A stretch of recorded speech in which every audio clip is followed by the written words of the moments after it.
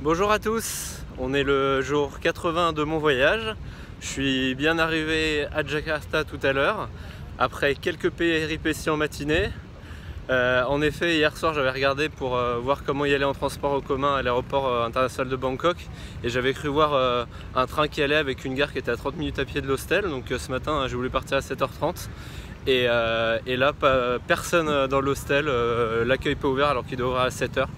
Donc j'ai embarqué les clés et je leur ai envoyé un mail leur disant que je revenais lundi pour leur rendre leurs clés et qu'ils me rendent mon déposit. Donc voilà, la journée avait bien commencé et là j'arrive donc à la gare de train où en fait c'est juste un quai où il n'y a aucun affichage et aucun train. Donc là je regarde sur la map et je vois qu'il y a une autre gare à 800 mètres, donc je vais à la gare d'après. Là c'est pareil, c'est juste un quai et mais là il y a un train qui arrive. Donc il y a une seule personne sur le quai, donc je lui demande si le train va à l'aéroport et le gars parle pas anglais donc ne comprend pas.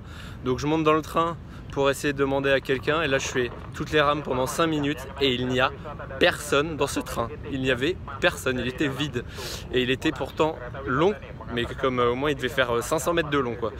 Donc je décide de ressortir du train parce que je me dis qu'il va au dépôt et là je regarde pour voir où il y a une station de métro qui je me dis va sûrement relier pour l'aéroport international de Bangkok et qui est à 45 minutes à pied. Donc là je me dis que ça commence à être chaud au niveau timing, donc j'arrête une moto-taxi pour me demander combien c'est l'aéroport ou d'aller au métro pour l'aéroport international, et là il comprend rien, donc on demande à une femme de traduire qui lui traduit et le mec me dit de monter, et là pendant 5 minutes il bombarde, il s'arrête à aucun feu rouge, il passe sur les trottoirs, il passe entre les voitures. J'ai cru mourir au moins 5 fois, mais il me dépose à une gare, donc il me dit que c'est là, donc je monte et là il y avait un point d'information aéroport, donc je demande est-ce que c'est là pour l'aéroport international. Donc le mec me dit oui, qu'il faut aller acheter le ticket à l'étage du dessus. Donc j'ai l'étage du dessus, j'achète le ticket, je monte dans le métro et là j'attends 2 minutes et le métro se ferme, et là il dit qu'il va à l'aéroport, mais pas au bon, il va à l'aéroport et pas à l'aéroport international.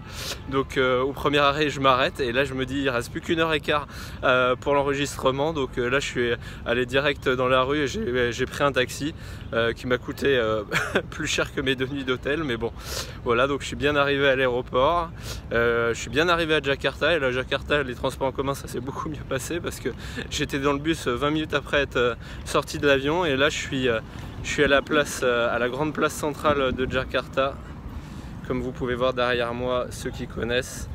Voilà, et donc je vais me promener un petit peu, j'ai marché dans la ville et puis j'ai retrouvé Willy ce soir vers 8-9 heures après son déjeuner à l'ambassade de Corée.